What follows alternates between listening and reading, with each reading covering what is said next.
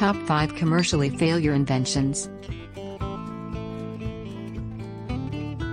Innovation and invention are key drivers of progress and improvement, pushing society forward through creative thinking and experimentation. However, not every invention can be a groundbreaking success.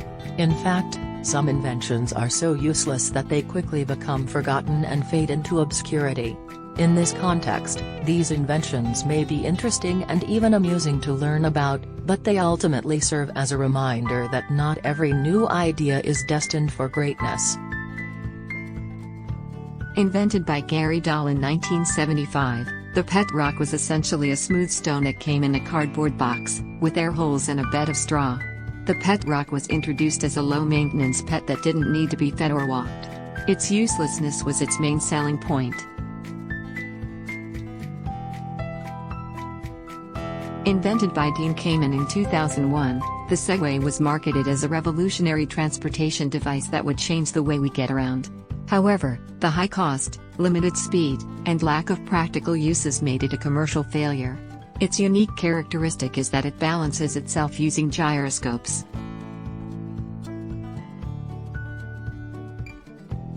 Invented in Japan in 2012, the baby mop is a onesie with mop-like material on the bottom. As a baby crawls around, they supposedly clean the floor.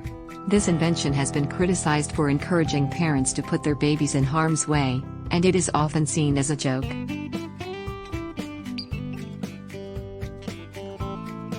Invented in the 1980s, the clapper is a sound-activated light switch. Its characteristic is that it allowed people to turn lights on and off by clapping their hands. However, the device was often unreliable and would turn on or off randomly, leading to frustration for many users. Invented by Lenny Fruitiker in the 2000s, the Hula Chair is a chair that spins, supposedly providing exercise and toning to the user's core muscles.